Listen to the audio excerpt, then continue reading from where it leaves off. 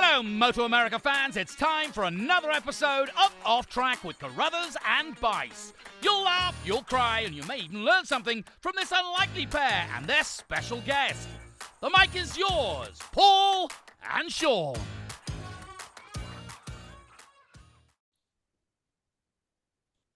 Hello, MotoAmerica fans. Welcome to another edition of Off Track with Carruthers and Bice. I'm Paul Carruthers, the communications manager for MotoAmerica, and I'm joined as always by my partner, Sean Bice. I'm in California. He's in Ohio. Our guest today is also in California, only up in that part up top there that's not really as good. But we'll talk about that later. Sean, we're back from, where were we? The Ridge. Yes. I was pretty happy with the Ridge. It those first couple of years, this was our fourth year.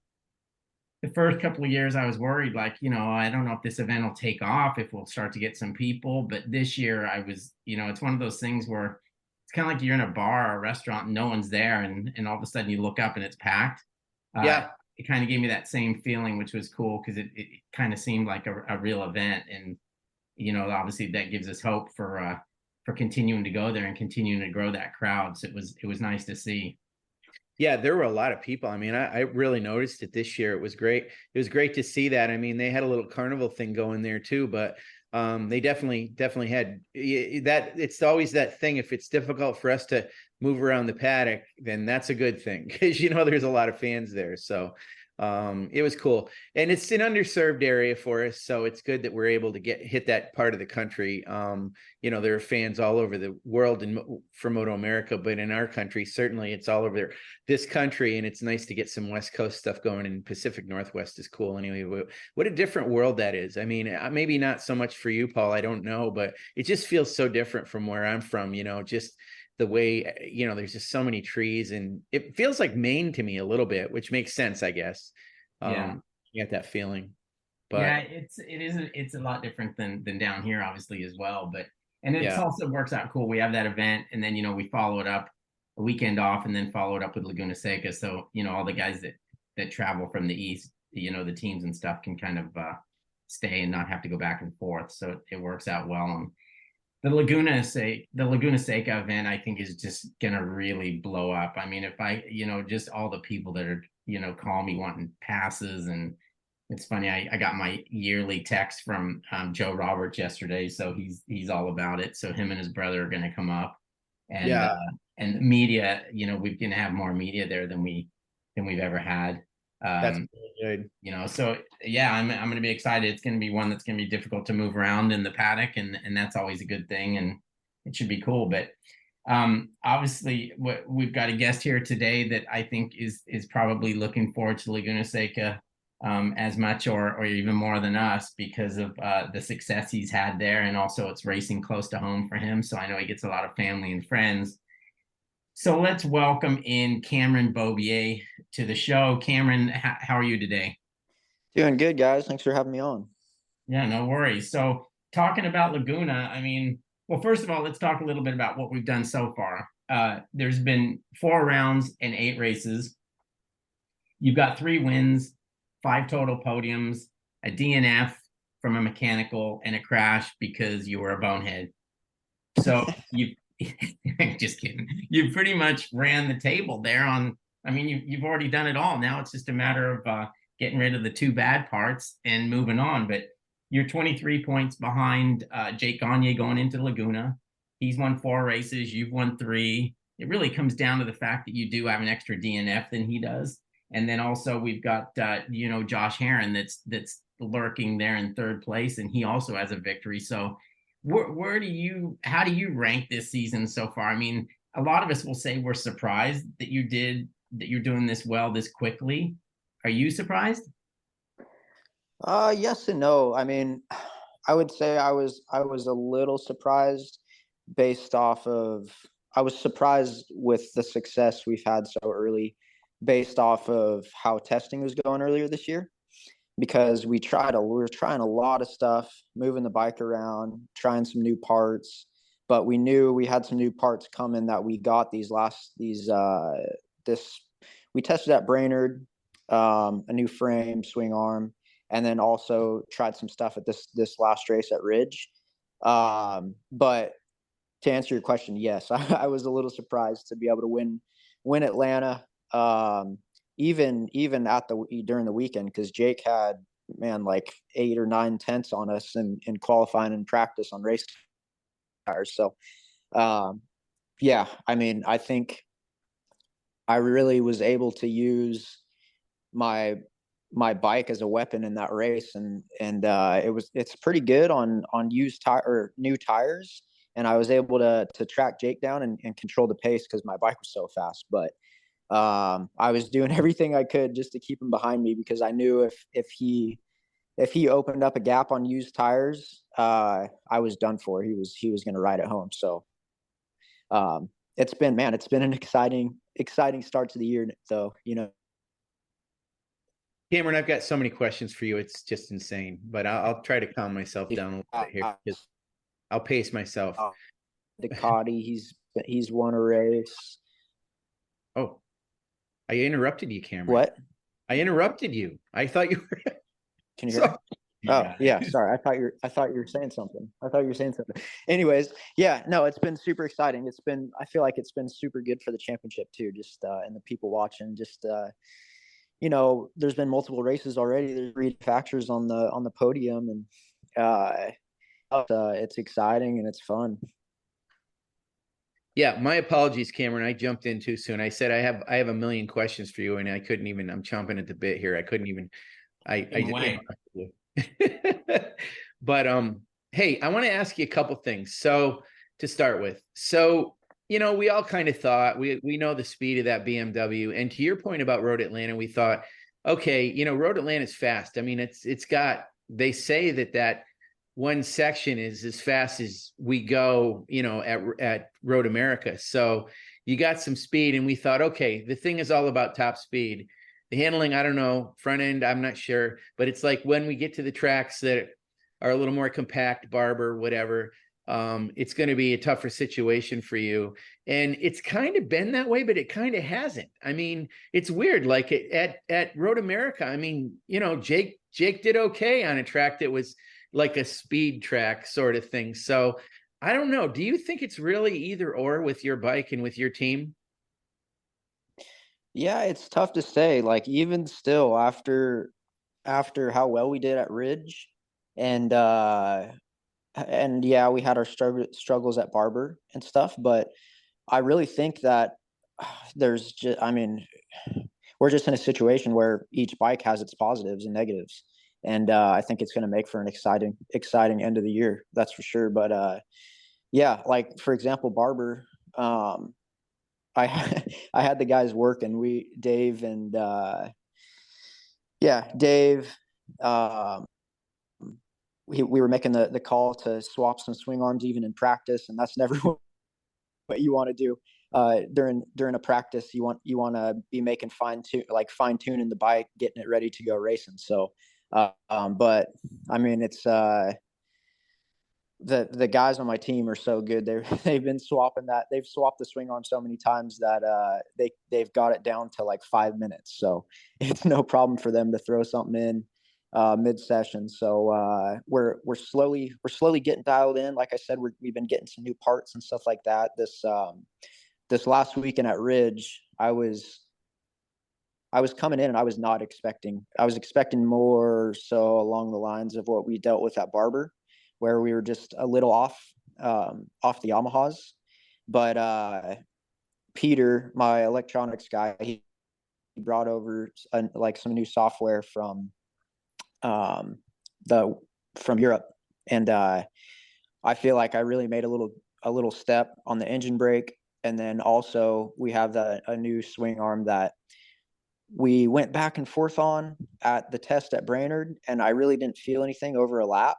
But when the tire drops, I felt like it was a lot more manageable, and I feel like that's really where we need to take advantage of this bike, because it has so much power. But when you have power, it just makes the thing pretty aggressive to ride. So we're just trying to tame it down, especially over race distance. And yeah, the guys are doing great. So I'm not sure how much of this in detail you can reveal or whatever, but from what I've observed, and even recently with the story that Road Racing World put out where they were showing your bike, it seems to me that all three of the bikes that are with your team, I mean, Corey Alexander's bike is different than PJ's bike. PJ's bike is different than yours. And from what I can tell, it looks like yours seems to be the closest to what they're doing in World Superbike. And I know Alpha Racing has a lot to do with your program. Is it true that the bikes are actually, they're all BMW M1000 RRs, but there's some differences among all three of them? Is that correct? That is true. That is true. So Corey's on last year's bike. Right. And then PJ and I are on the current bikes. There's not a ton different, but for example, like I got that new frame that I tried at Brainerd, and it's a little stiffer. It's just braced a little bit stiffer, and that's what the World Superbike guys are on the BMWs right now over there. That's what they're on. At Brainerd, I noticed that it was stiffer. I didn't go any faster on that frame compared to like what I've been riding on, what I started the year on and raced up to this point. But I felt like, I think too, Brainerd's a little bumpy. It's a little, that midsection is a little different. And I felt like it might be a little benefit at some of the other tracks. And I think it was. I think it was a little step at Ridge. And so I'm excited to try it at Laguna and the rest of the year. You know, I'm looking forward to Laguna. I think it's gonna be pretty good. I heard that the new pavement or the paving company that did Road America did Laguna, which I'm pretty excited about because Road America was just glass smooth. It was a perfect surface. So that'll be pretty cool at Laguna. I'm curious to see what Dunlop does, bringing like what tires they're going to bring and stuff. But yeah, I think it's just going to kind of be a reset for everyone, just kind of getting used to that new pavement. And in a sense, it's a new track. Yeah, it's the same configuration, but when you have new pavement, it's just yeah, it's just a whole new ball game. So with your bike and the changes that I've noticed, and what it seems like they put extra bracing on it, it looks like it's trying to make the frame stiffer. And from what I get, when you were racing in Moto 2 the last couple of years, those chassis are pretty stiff, are extremely stiff. So is it to try to make the chassis stiffer so it turns better? And does it feel like it's getting more towards the stiffness that you had in your Moto 2 bike, or can you not even compare the two? They're so different. It's hard to even compare. Like the Moto 2 chassis is so much stiffer than anything I've ever ridden. Like they are super unforgiving. They obviously turn and you know, they carve the corners like nothing I've ever ridden. That's for sure. But the Superbike, you're just what we're looking for right now is just mechanical grip. We have the power, and the thing's pretty good on the brakes. It feels stable. It's got a good feeling on the front end, but we're looking for just turning and some grip, like some edge to pickup grip. And it seems like a stiffer frame is what we needed. And we've messed with some other bracing on the stock frames also. And it seems like at least for me, when we go a little bit stiffer with the frame,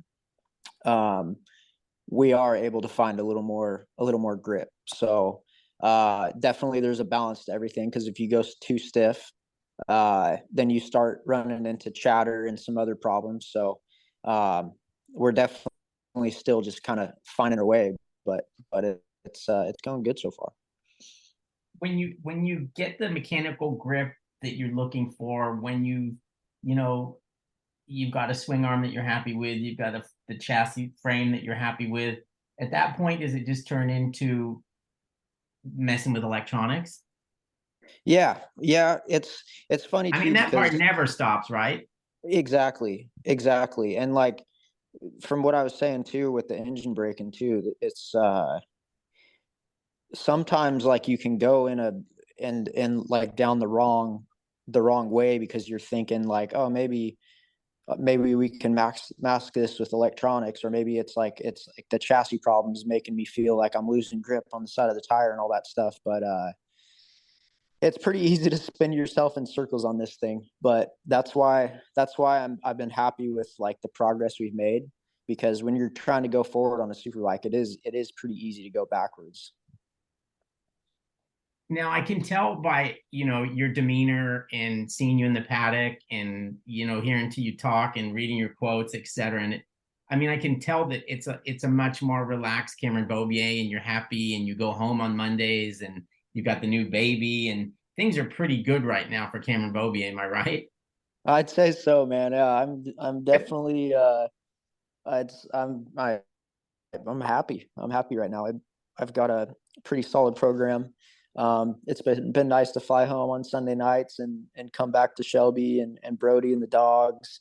And yeah, man, just having Brody and just seeing that healthy little baby it just puts a smile on my face. I can stare at him all day. He's pretty fun. So and besides that, it's just been cool having a new challenge. It's nice coming back from Europe after what I've been able to learn over there and just those experiences. And yeah, it was tough, and I'm sure I was grumpy at times, a lot of times, but it was really an amazing experience, like looking back on it now. Like, yeah, in the moment, it was tough for sure, but like just coming back and having like this fresh new chapter with the Tytlers guys, it's fun, man. It's fun trying to chase down Jake and the guys, and it's super like motivating when you feel like we're making progress, you know what I mean? Right. So yeah, it's all good right now. It's obviously, it's not always easy, but it's enjoyable right now. It's funny too, because in talking to Jake Gagne, he's enjoying this more than he enjoyed the years when he just won all the races.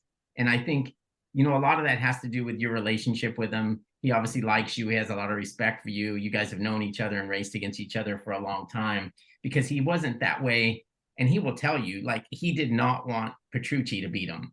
You know what I mean? That would grind him a lot more than Cameron Beaubier beating him, just because of the situation. The guy comes from Europe and all that stuff. And you guys are always pretty good about, being happy for the other guy when he wins. But it is funny to me, and it's great to see that Gagne is like really having fun, because he feels like he has somebody to battle with every week.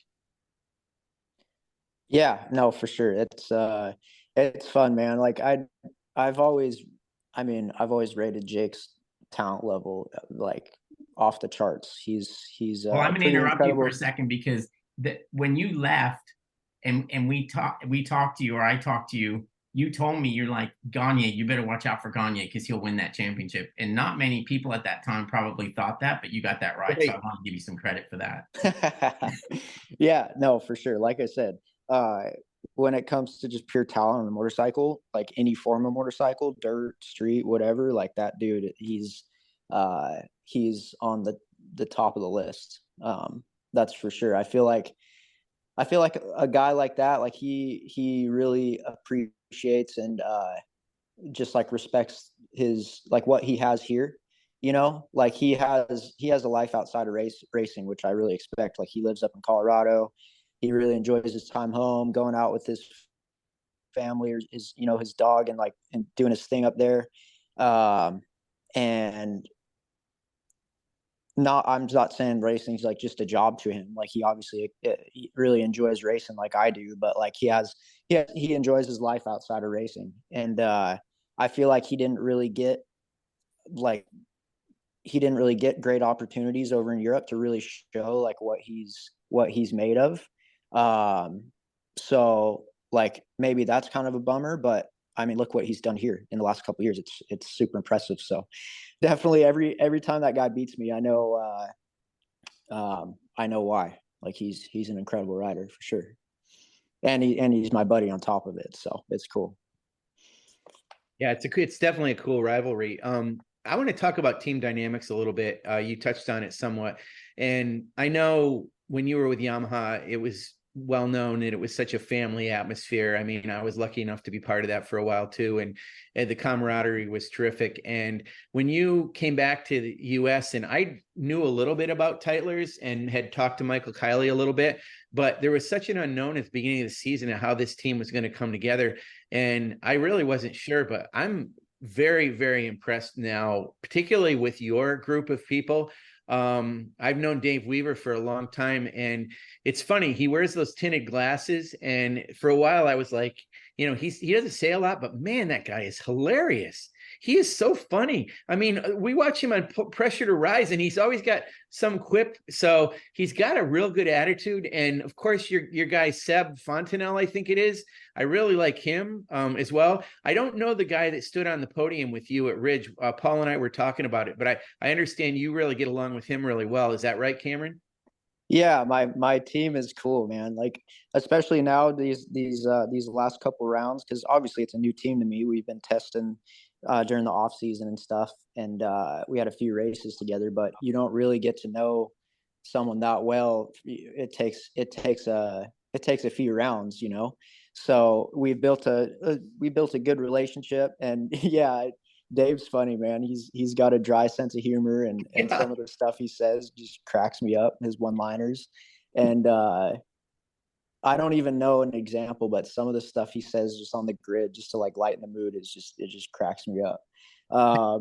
But and then also, you know, Seb, my mechanic, he's a super good mechanic, and Ferdy's my buddy, and they're both French. So they're speaking French to each other. No one knows what they're saying. Like maybe they're just talking crap. Who knows about the rest of us? But they're super good mechanics. And yeah, they have us really dialed in on the weekends. And trust me, we've been changing a lot of stuff lately. But it's been cool. It's been super cool. I really like that Michael Kiley gave me the opportunity to bring Ferdy over. And get him his visa and all that stuff from the World Championship, because he loves America. He really wanted to come over to America. He's all into downhill. He's going to go ride. He's going to go ride up at North Star this weekend. Do some lift runs and stuff. And he just loves America. He loves California, and so it's pretty cool. He got that opportunity, and yeah, no, it's cool. Also, just bringing in some young blood to the paddock. You know, he's, for how much he's done already at 25, he's worked in the World Championship for 6 years or something now. And so I feel like that's what we need. We need some young blood coming into this paddock. And so, yeah, big thanks to Michael for letting that happen. Yeah, you know, it's funny. I got to give a shout out to your other guy, your electronics guy, Peter. So it's funny. He's Dutch. And I was on the bus from the rental car place over to the terminal, and there were a million people on there. And I looked over, and he was kind of a ways back. And so I, like, in the middle of the crowd, yelled out, "Hey, Peter Schouten." And he kind of looked around. I waved to him. So I waited till he got off the bus, and I said, Are you going back to the Netherlands? And he said, "Yeah, I'm going back home." He said, and I said, "But Laguna?" He said, "Yeah." He said, "I'm going back, and I'm gonna come back here again." But I was surprised to know that he was going to do what he was doing. But he's fairly quiet. But I know he previously worked with, I think, World Superbike Honda's team at one point. So he's a seasoned guy and knows his stuff. What is it like when you sit down? I mean, like I used to talk about your dynamic with Rick Hobbs, and how sometimes you almost didn't really need to say anything. You could almost just, you could almost communicate without that. But you've got a couple French guys on the team. You got crazy Dave Weaver, who doesn't look like he's, you know, he's a funny guy, but he's hilarious. And then you got Peter, who seems pretty quiet. It's like the United Nations over there. But are there any issues with language barrier, or how you No, guys? Okay. I would say at first, because I wouldn't call it slang, but I use like some different words than Peter understands sometimes when I'm describing what I'm feeling on the bike. especially like when I'm worked up and I'm trying to get my point across. So yeah, we're still working through that a little bit, but for the most part, it's great. Like he's great. He really, you really know a guy is good when he can just look at the data and improve the bike from session to session without you even having to say anything. Like he can just look at stuff and, okay, we need more EB here, we need more TC here, we need less power here. The bike's pushing you a little here. So he's super dialed in, and don't let him fool you. Yeah, he's Mr. Quiet Guy and stuff like that, but he's funny too, man. We got a pretty funny team dynamic. Like he's pretty reserved, and same thing, like pretty dry. But for example, like I came in after I crashed, I was pretty pissed off, and I just like whacked the throttle wide open coming down pit lane because I was just like I was just mad, and in our debrief a couple hours later, and just in his accent, he was like, yeah, next time when you're coming down pit lane, to make it more dramatic, turn the pit limiter off, so so you get higher in the RPM when you're throwing a fit. And it's just, and then his like little laugh it is funny. But no, it's been great to work with him and the rest of the guys. And what's cool is he'll go back to Germany,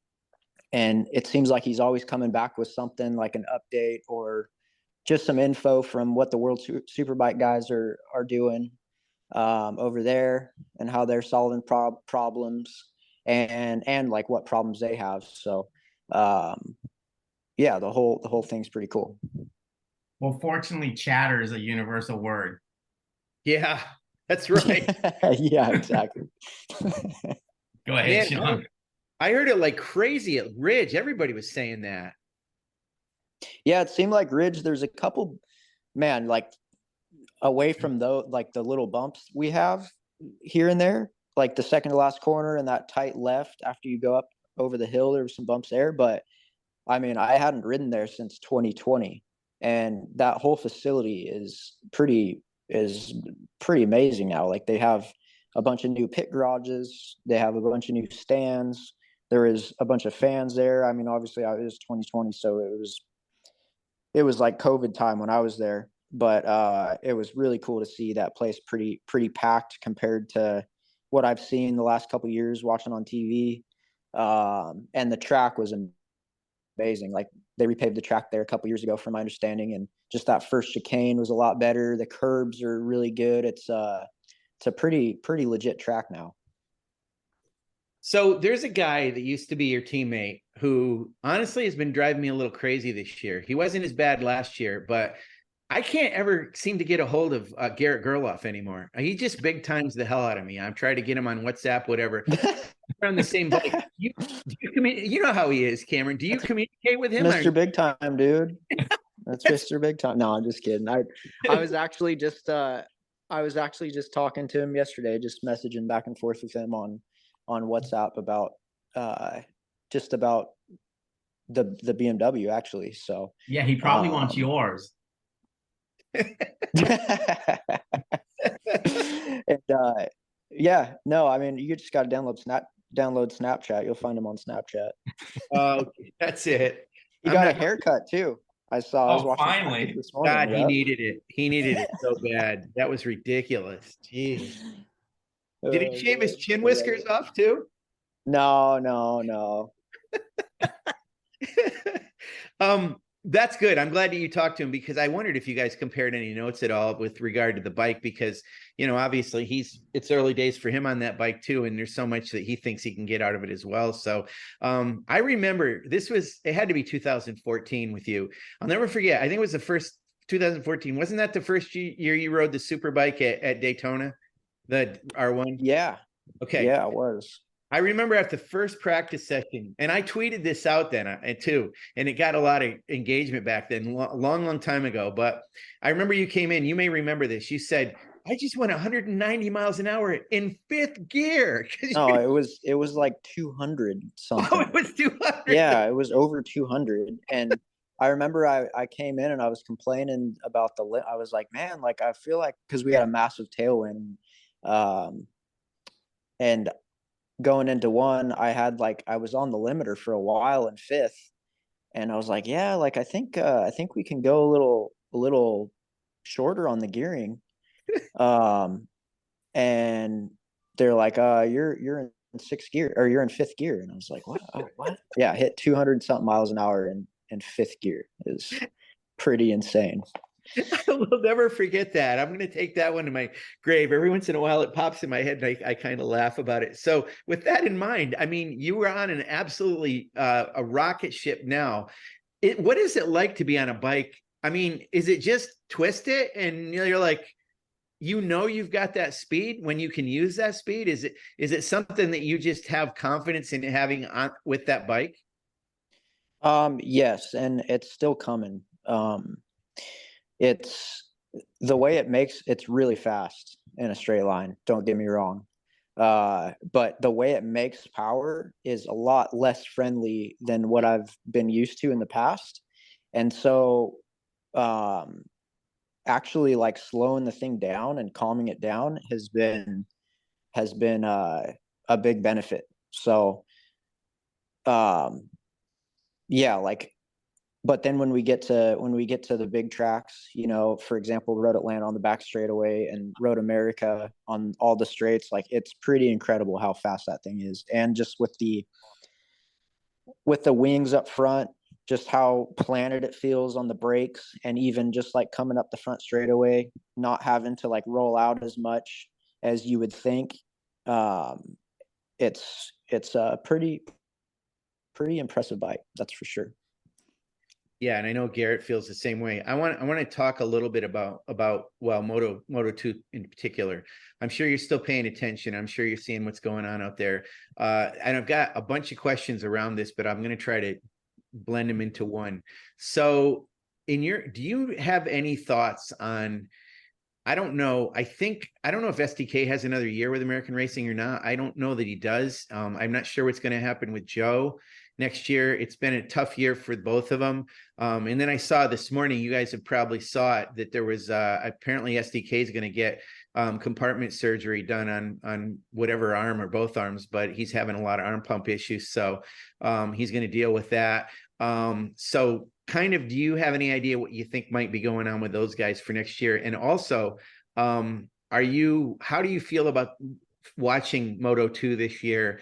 Are the guys that are doing what they're doing what you expect? Are there any surprises that you see? I think I remember one of your good friends is Tony Arbolino, and I've seen him towards the front a little bit this year too. So Jake Dixon. Oh, yeah. Jake Dixon. Okay.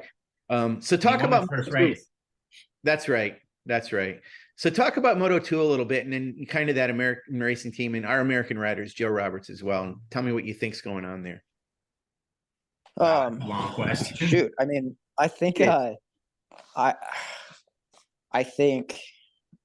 think Pedro and Arbolino are really, really impressive riders. Also Ogura is he's a really incredible rider. Yeah, he's struggled there at the beginning of the year a little bit because I think he crashed a dirt bike in the off season and broke his wrist.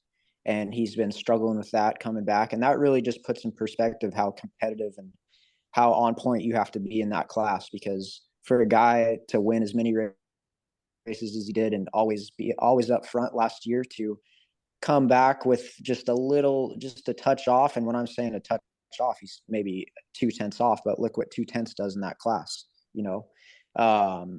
So I think that he is going to be, when he moves up to MotoGP, when Arbolino and Acosta move up, I think they're going to be really impressive. And I hope Jake gets a shot too. I know he's 27 now or something like that, but he's been riding really incredible. And I think that he will be better on a big bike. So it's that class is brutal, man. It's pretty amazing how fast all those guys are. And it's so easy for people to sit at home and write guys off. Like when you see SDK struggling, like people just have to realize that, like, he, just because he's sniffing around the points, like right around there, top 20, like, he's still an amazing rider. Like, all those guys they've been riding those tracks and those bikes for years, and they are literally the best in the world. And, like, let's be honest, like, they're probably on better teams too. So it's tough over there. It's pretty amazing. So yeah, I hope the best for Sean. That's a bummer he's dealing with the arm pump stuff. I've been there in my career, and I think that he actually did go to Dr. Brian over the off season, because I gave him his contact, and it sounded like they were going to sort something out. But maybe he's still dealing with some of it. So I'm not really sure. I haven't talked to him too much about it. And then same thing with Joe. Like, I'm not sure. Like I said, just if you're just a couple tenths off in that class, especially in qualifying, like if you qualify outside the first 3-4 rows, you're making your life really tough on you. So it's one of those things though, like, Joe is just loaded with talent. Like, one week and he'll just show up and put the thing on the podium, and you'll be like, oh, like, there's Joe. So I wouldn't be surprised if we see that in the next couple rounds after the summer break. But yeah, I'm curious to see what their options are and what they do for next year.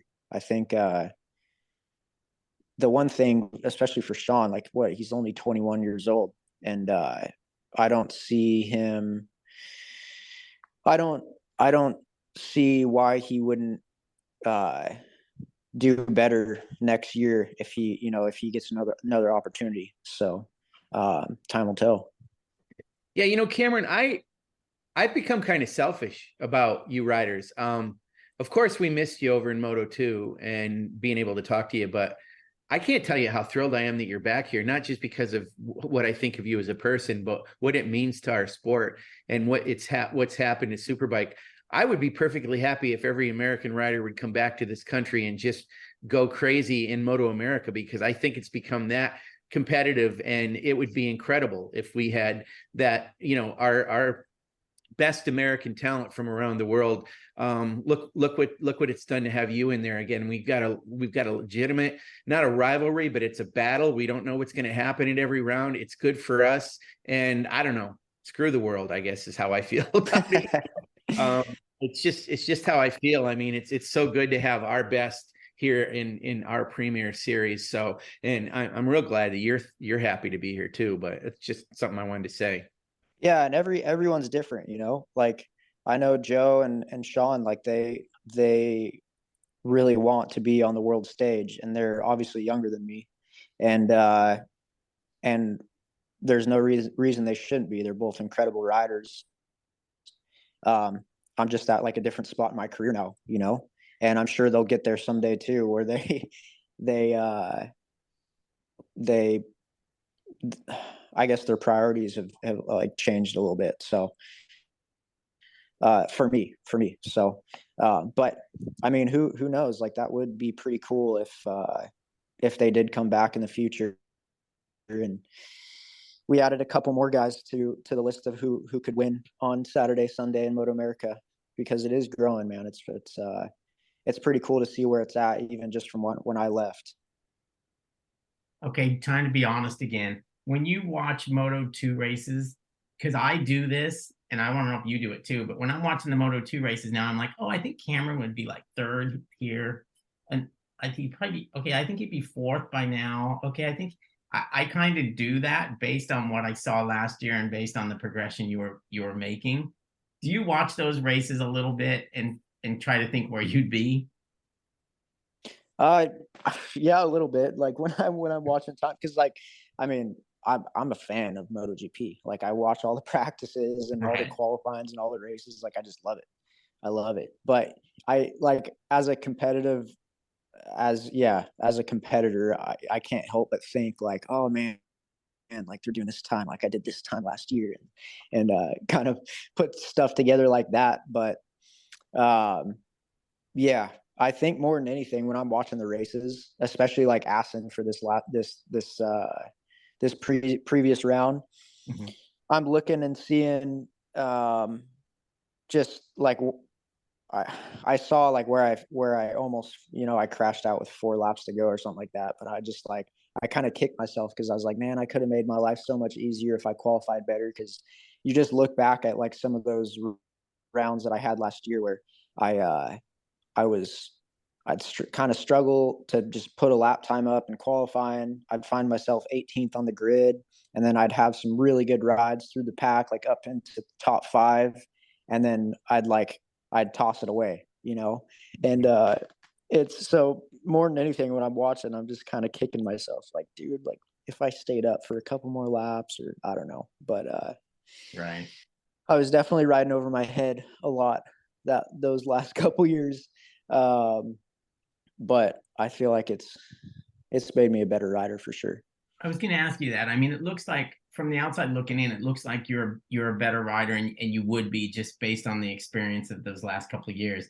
But I also think you look to me like you're more aggressive than you were when you left here. Like even like in the first, I think it was the second race at Ridge, you guys fired off into that chicane thing, and you were kind of a little bit on the outside, but then you just stuffed it under somebody. I don't remember who it was. It might have been Heron, and then you guys kind of came out together. But you look to be more aggressive than you used to be. Am I right in that? Yeah, but I think at the same time, in the past, I wasn't in a position where I had to be super aggressive because I felt like I had a little time on some of the guys. True. But right now, I don't feel like that. Like I feel like if Jake gets away too early, I'm dead meat.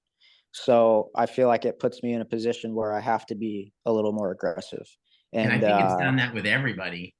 yeah, and I mean, for sure, the last couple years um, helped that because if you're not aggressive, if you're not passing someone on the first lap, you're going backwards. So, uh, yeah, I can say that helped out for sure.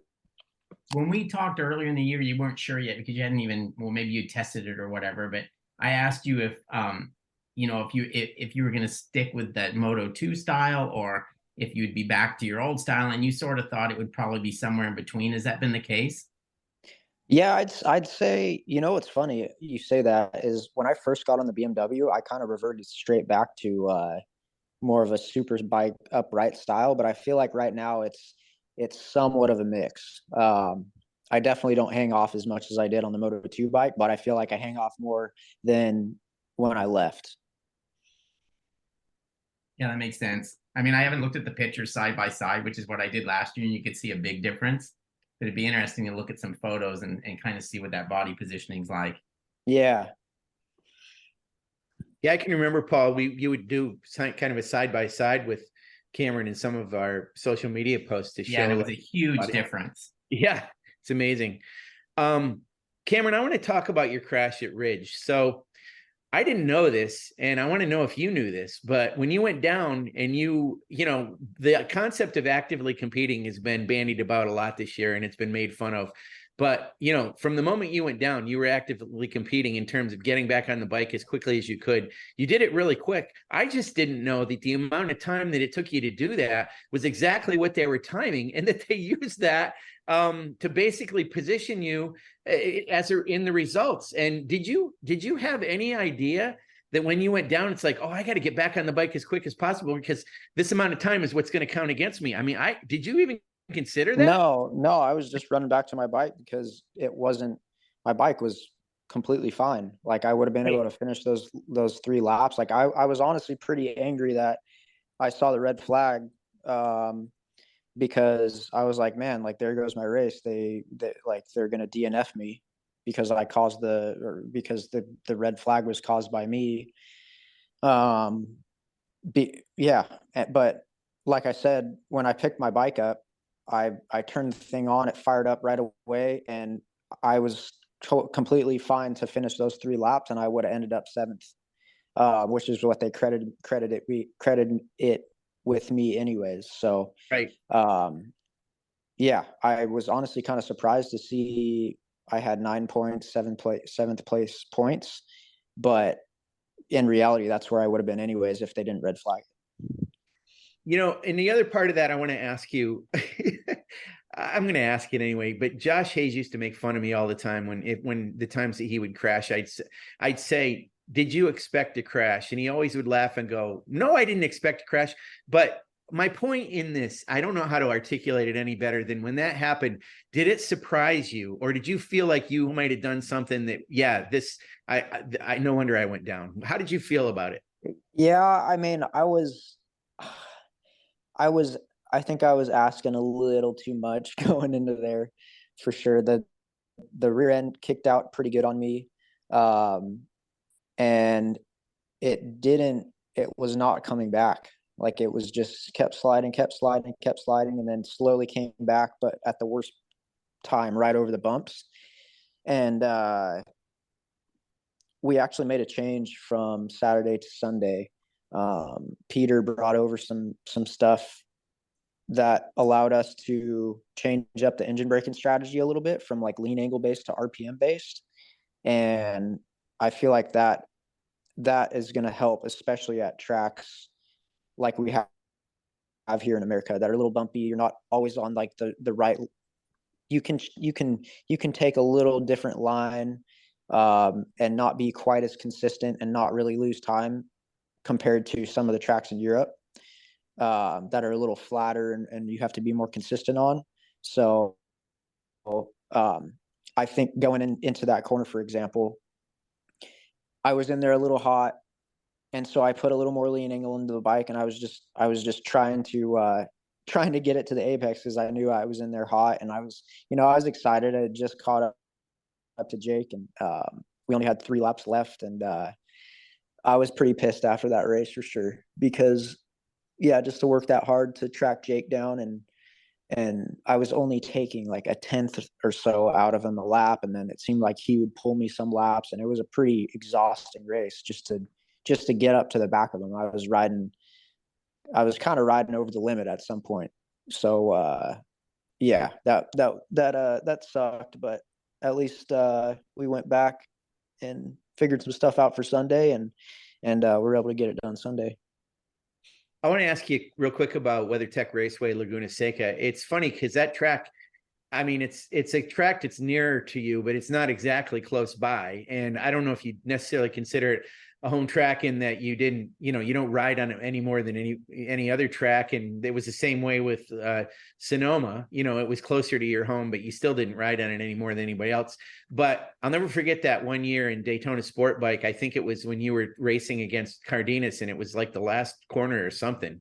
But you beat him like right at the last second on that race, and that's when I was pretty impressed with what you could do at that track. You like that track? What is it about it? And it can't be just that it's semi close to where you're at. There's got to be something about that. And even on the BMW, what are you going to like about it? Because it's certainly not known for a track that's got a lot of sections where you can really wring the neck on your BMW. So what are you looking forward to about that track? Yeah, I don't know. Something about Laguna is just it's just a special track. I think I really just enjoy that weekend every year. Not only because the track's so cool, but just like at night you can go downtown and Monterey or Cannery Row, and you see all the bikes lined up on Cannery Row, and everyone's just having a good time. And too, like a lot of my family and friends get to come out to that race because it's a few hours down the road from us, and that's always special, being able to race in front of your family and friends, and just having them there and enjoying the weekend. And it's pretty hard not to enjoy yourself when you're in Monterey for the weekend and you get to go to the racetrack and then go out to Cannery Row area at night. So I think it's definitely going to be a different beast on this bike. The Yamaha rolls pretty dang good around that place. But I also said that about Ridge. So I think we just got to go in pretty optimistic. And like I said, with the new pavement too, it's just new for everyone. So we'll see. All right, I'm going to ask you this because somebody asked me and I hadn't really given it much thought, but with BMW's big presence in World Superbike, if they said, "Hey Cam, could you come over and help us?" or this guy got injured and could you come ride the bike for us once? I don't think you'd be interested in going to the World Superbike Championship full time. But would it interest you to go do a wild card ride if they wanted you to? Yeah. I mean, yeah, that would be really cool. I think it would just have to be, it would have to work out for both of us, you know. I do think, man, it's tough because I feel like there is really good potential in that bike. But I feel like I got a taste of what they had been struggling with these past couple of years, earlier this year, and even still now. There's a lot of stuff we've thrown at the bike that gives you a different feel, but you don't see anything different on the lap timer. So I think that's kind of what they're going through, but I know they're going to make a big push going into next year with Top Rack coming, and I think that thing's going to get better and better. So yeah, I mean, if I had the opportunity, that'd be pretty cool. Yeah, and I think the Top Rack thing, like you mentioned, it to me it really shows a big commitment on BMW's part, and I think ultimately the trickle down from that guy being signed by that team, the trickle down is gonna ultimately help you guys as well. Yeah, no, I agree. All right, that's all I've got. Sean, what about you? Yeah, I mean, I'm good too. It's funny. It's ironic, Cameron. I know you realize this, but they're racing at Donington this weekend, where you did race a World Superbike round in the past. So I was even thinking, did you want to be over there this weekend? It's just to see what it was like, because you know the track. Yeah, I mean, honestly, to be honest with you guys, they did actually ask me a few rounds ago if I could fill in. I think it was after Vandermark got hurt, or maybe right around Vandermark Baz when they got hurt, because they got hurt pretty close to each other. But then Baz came back pretty quick. But just with the way life's gone lately, I think it was a conflicting round with a race here and maybe even like a test here. And obviously with Brody coming, like there was no way I was able to